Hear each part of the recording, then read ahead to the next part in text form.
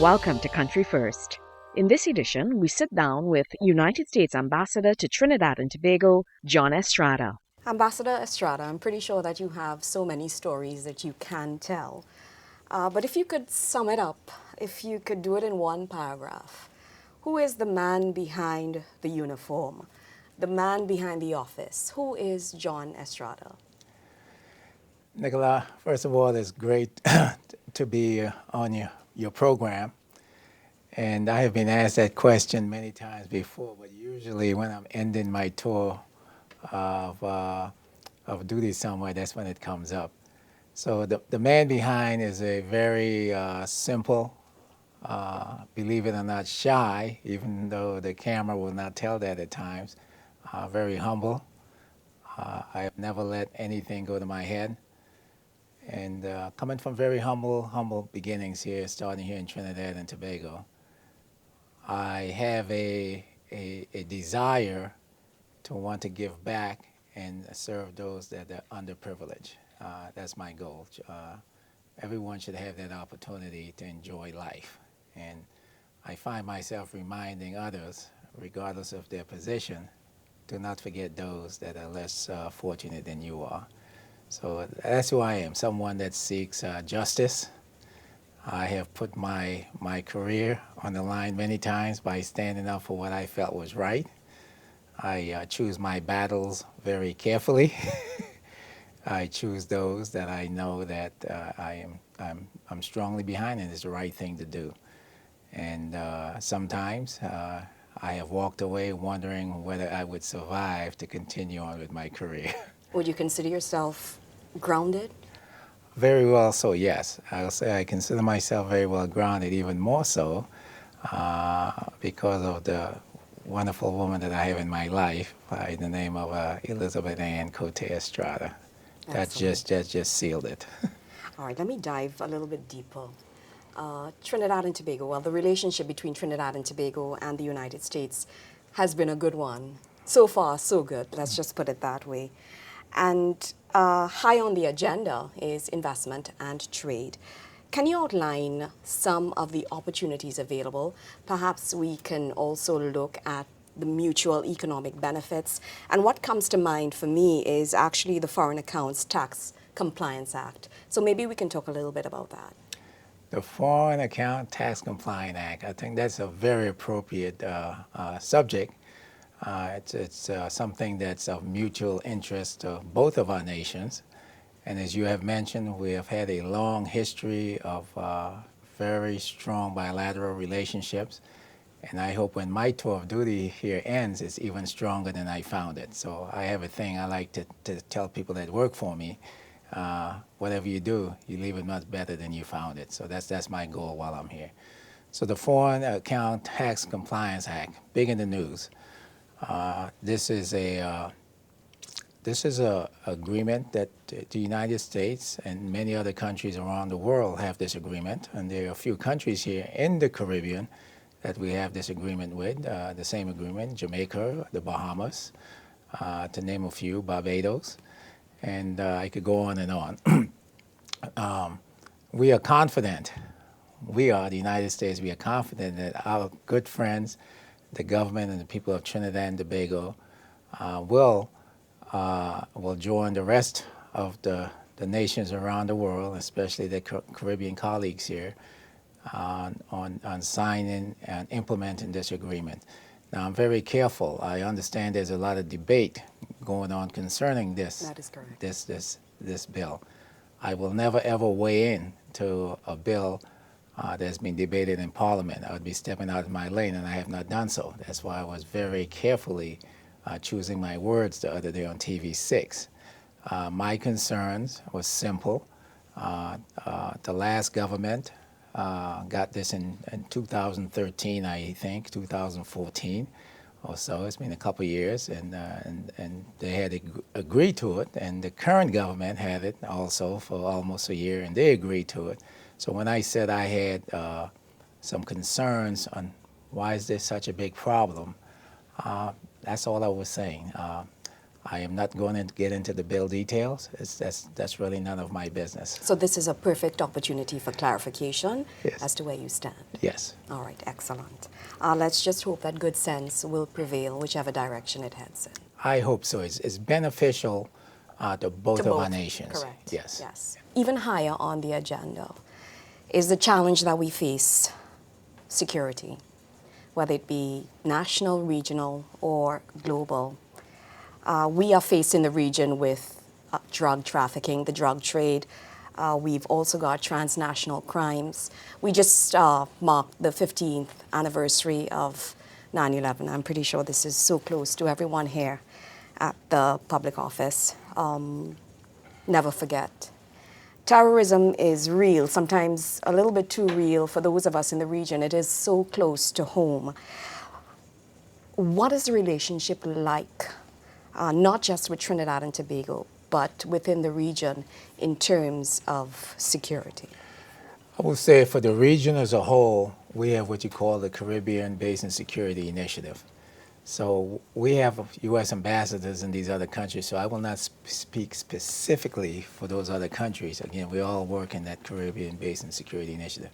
But specifically for Trinidad and Tobago, which is my focus, we work extremely close with the government of Trinidad and Tobago in a lot of areas having to do with combating, transnational crime, terrorism. I know it's big on everyone's mind. And it's a little bit closer to home And here in it's very, Trinidad and it's very Tobago as close. well. It's very close to home, of course. Per capita, it's one of the highest in the Western Hemisphere. So it's talked about by many of your neighbors all the way over in South America. Everyone is concerned what's going on in Trinidad and Tobago.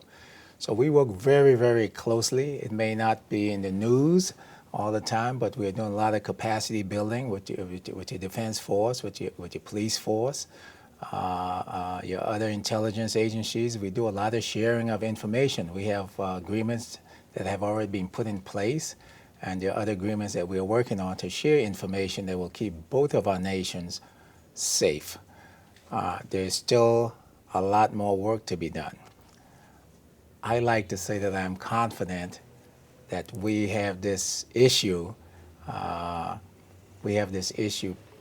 very much on our radar screen, and we are doing everything we can to keep citizens of both of our countries safe. And you say that with a smile, and you use the word confident with a smile and Yes. radars, so I'll just leave it right there. The relationship with your government, the Minister of National Security, is phenomenal. Excellent. They're doing everything they can to help keep the citizens of Trinidad and Tobago safe. And we need to feel safe. Yes. At the end of the day. Yes. Let's flip the script a little bit. In 2010, I noted that you were actually on the Defense Advisory Committee on Women in the Services. What is your position on women in leadership roles and empowerment of women? And during your 34 years of service, I'm pretty sure that you would have been a mentor, a father to so many, not just men, but men and women, or even to those who are just searching for an answer. So I have done a lot of things in my life thus far. Being on the committee, the Defense Committee for Women in the Services, is one of the most rewarding things I have done. Like I said, I've been on a lot of committees, commissions. This one was the most rewarding. So this committee, the committee members, advise the Secretary of Defense for the United States Armed Forces on ways to improve the equality, the efficiency of the armed forces, but specifically for women, to ensure that they have every right to reach their full potential. So, in fact, I think at one time I was the only male on the Defense Advisory Committee for Women in the Services, a role that I cherish greatly. I saw a lot of change happen compared to when I first went into the U.S. Marine Corps. I remember seeing the first female coming into a squadron, the very first. And of course, there were a lot of doubters. She wasn't given an opportunity to succeed because there were a lot of people wanted her to fail. What was your reaction, though? My Initial reaction? My reaction, I wanted to see her succeed because as a black man, I could identify with discrimination. So I was very much empathetic to watching this transition, and it went on over the years. So as we fast forward, we saw a lot of changes. Then we fast forward to the invasion of Iraq. We went to war. I was part of the invasion force, the military, lots of female in the military. And I listened to people complain that women should not be on the front lines as such. Well, women were on the front lines, and they were doing a magnificent job. And if I ever found out, because I was in a position of authority where I could make a difference, that they were discriminated against and not allowed to achieve their full potential, I had no problem weighing in and fixing the situation so that they had all opportunity, again, to perform their jobs. So I've been a big supporter. We still have that debate that goes on in the United States sometimes where women should not be at war, should not be on the front line. I like to use the word that those people are very draconian in their thinking. So I think we have a much better military overall because women are now so much integrated in different roles. We're much better than we were years ago. And I go back again to that argument that when they were fighting the integration of blacks into the U.S. military, our military is going to be worthless, it's not going to work, and we have the best military ever. So we've come a long way, We have come a long way. Still got a little bit more work to be done. So I'm very proud of where we are. All right. I've noticed also that you've been going to the schools and you've been talking about empowering women to the young women here in Trinidad and Tobago. So I want to commend you on that. Thank you. Let's talk about the exchange programs, culture, education. Have these programs, I mean, I know that your stint has been, it's still pretty young. Still young. But do you think that it's been fruitful thus far? And have you been able to measure the levels of success of these programs? So we have some really, really good programs. We have the Fulbright program, we got the Humphreys program, we got the IVLP, the Young Leaders. We have so many of them, and I think they have been fruitful. I will focus in on the Fulbright program right now, and then I may say something about the IVLP, but the Fulbright. I met a young lady here that was a Fulbrighter. She went to the U.S. for a couple of years to work on her advanced degree. Miss Marielle Barrows. I met her recently. So she came back to give back. The Fulbright program is you go study abroad in the U.S., you come back and give back to your nation. She is a shining example of that. So I met her, and what she is actually doing is something, again, that's close to my heart. She's giving back. And she started the This Is Me program. She got her own NGO going, This Is Me. She's got money from funding from the IDB. And this program is going to train 200 underprivileged young men and women, again, from those underprivileged neighborhoods, in groups of 30 for 6 months at a time. And I had the pleasure to meet her first group that they were putting together in Dago Martin a few nights ago. And I looked at these young people, and some of them a little older. I think they target age 16 to 32, from what I recall. 16 to 32. Mostly, most of them pretty young. Again, from tough, humble beginnings. And I could look at the hope in their eyes, and I could look at what Mariel is doing, offering them that hope that I wish more people would do that. So that's a shining example of how we measure this program is working. And there are many other Fulbrighters out throughout Trinidad and Tobago. And then we have this guy named Mtima, the IVLP program. Yes. Mtima, I saw him yesterday. I was over in the Beetham. And Mtima is working again, using the experience of going to the States to interact. He's using that experience here to help, again, reach those at-risk youth and try to bring them back into society so they could contribute in a positive way. So those programs, they are working, they're bearing fruit. Yes. That's excellent. And for those of you interested in the exchange programs, you can always visit the embassy's website. That's tt.usembassy.gov. And I'm sure you'll get all the necessary information that you need right there. Giving back just a little bit, that's all that it takes. And as you mentioned, this young lady, the Fulbright exchange, her coming back and talking about her experience, we do have so many youth that are at risk, unfortunately. How would you, or what sort of motivation or inspiration do you give to the younger ones when you are addressing them? I'm thinking you left Trinidad and Tobago when you were how old? 14. 14 years old. Yes. So the Trinidad and Tobago that you've come back to is totally different to the Trinidad and Tobago Totally different. that you left Yes. in, let's say, the 1970s. Yes. So what would you tell the young person who wants to be you? Because they think, here is Ambassador Estrada.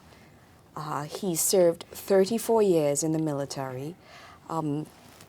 He's been with the likes of Barack Obama, President Barack Obama. He is a shining example of what you can do if you put your mind to it. What do you say to that 14 or 15-year-old who's probably living on the streets? Those are the young people I'm trying to reach as I go about. If I could speak to more of them, I would be extremely happy. So what would I tell them? I understand the external pressures and influences that they experience every day. I understand that every day. The drugs, the violence, the easy money that could come really quickly from not having to do a full day's work by selling drugs or whatever, or robbing someone. I understand that. But what I also say to them is this how you want your life to be? Do you want to live a full life and be happy? Do you want to live to be 60, 70, or whatever? Do you want to raise a family? Because if you continue doing what you're doing, you're not going to get there. Most likely your life will expire at a very young age, probably before you get to 30. Is this what you really want? So I talk to them about making those tough and right choices. You have to make choices along the way. I said, I had to make those tough choices along the way. I was exposed to drugs and violence. I saw the first person killed as a young kid in Washington, D.C. Somebody got shot and died right in our community. I had never seen that before after leaving innocent Trinidad and Tobago. So, but they experience it out here all the time. They think there's no alternatives. There are alternatives, and they have to seek it. Now, I also encourage the community leaders, the business leaders who seem at times to forget. Now, you do have some that are doing good work out there, some of them, but there needs to be more, because not everyone has the opportunity. And I like to quote my president. When he was running for president, there was this debate where his Republican challenger said they need to pull up their bootstraps by the laces. And my president said, not everyone has a lace on that bootstrap to pull up. And that's the case here with these kids. So they need some help. They need some help. So I encourage them to make those right choices. If I did not make those right choices, there's no doubt in my mind I would not be where I'm at today. I had to say no to the drugs. I had to say no to some folks that I thought was good friends. I had to sever that relationship. And I probably got ridiculed sometimes because I was not doing what seemed to be popular, but it was wrong as heck. And that's not how I wanted to live my life. That means that you have a very high level of discipline. Just really quickly, I'll be the devil's advocate. There may be the young man or woman who will say to you, Ambassador Estrada, you had the opportunity to leave Trinidad and Tobago and go to the United States of America. A lot of us, we don't have that opportunity, and we're stuck in that particular mold. What would you say to someone who doesn't have anywhere else to go? So this is what I would say to them. First of all, if I had stayed here in Trinidad and Tobago, I would have made those right choices. Excellent. That's what I would have done. So I going to the United States didn't really cause me to make those right choices because I was exposed to that same sort of environment in the U.S. in the 70s where the drugs were very popular. There were gang warfare going on. There was racial discrimination. It was chaotic in some places. And I had to make those right decisions. And that's what some of these kids are living with here right now. So that's what I would tell them. You don't have to go to the U.S. to make a difference. You can make a difference right here at home. You just have to do it within yourself. Yes. Most important. Do not allow your conditions and other people define who you are, who you're going to be. Excellent. I like that. As we wrap up, Trinidad and Tobago, what are you enjoying about being back here? The most rewarding thing for me is going into the schools, especially the secondary schools. I like that age group. I like all kids, but the secondary schools, and see how much potential, how intelligent the kids are, the questions that they ask, and they're hungry for information. That's my most rewarding experience. And I also love the warmth of the people that I meet, the ordinary Trinbagonians. I've been over to Tobago at least 4 times also, so I'm enjoying the beauty of the country. And what I hear from the majority of the citizens, I have not had, I mean, there are a few distractors out there, there will always be. And I have this thing, I just don't give them the oxygen to continue with their distraction. I just will not give it to them. But what I hear most is, Mr. Ambassador, we are so proud of you. We like what you're doing. Please continue to do so. And that is the best feeling in the world. So it tells me I'm on the right track. Excellent. Thank you so much. Thank you. Ambassador Estrada, it's been an honor. It's my pleasure. Really enjoy it. Thank you.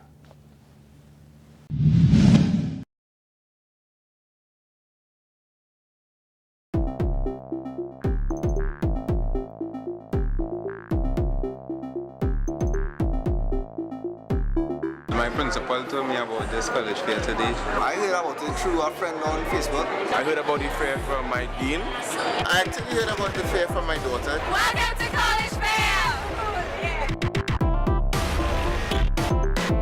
I would like to pursue oncology. Interested in athletics. I want to study music. I want to own my own business. I was thinking like law or social work. Well, I'm interested in studying something in science fields. I would like to study biomedical engineering. I just more came here to see which should be offering the best business programs and which school should I be working towards. Because I want an adventure kind of thing. I brought my children here because of where we are. They're not exposed to the different options that are available. I'm a teacher at Spacer High School in East Tobago. I have brought 60 students to the college fair this year. We do it annually. Our students believe because we are in a city area, they don't deserve certain things. We also have members of our football team here, so they are looking for schools that have strong sports background. My experience here at the Education USA College Fair has been phenomenal. This is my second time attending the Trinidad College Fair, so I'm happy to be back this year. I have been coming to Trinidad for a few years now because of the caliber of students that we see coming out of Trinidad. Exceptional students as far as excellent SAT scores, excellent GPAs. The students are very well prepared. They have great questions when they come to the table. The students are very disciplined in Trinidad, and the parents that I've met, they're so excited and they're so ready to learn. Actually coming in with their minds focused, ready to do something exceptional to go out and transform the world. It's just second to none. It's just great. So, meeting all of your wonderful students. I've had a wonderful experience here and look forward to coming back in future years. Very helpful, and they had many brochures and free stuff to give out. My students have been blown away by just the sheer number of universities present here. A lot of energy, a lot of information. I had no conception as to what the community college is all about and how they integrate integrated with the whole US system. So I found that the program offered was very, very useful. We're trying to build a foundation for his future, so giving him some exposure to what's out there, and I think this provides a very good platform for that experience. Hello, I'm John L. Estrada, the new United States Ambassador to Trinidad and Tobago. I'm excited about this college fair, and I hope you are excited, and I look forward to seeing you there soon. For your future, come to college fair.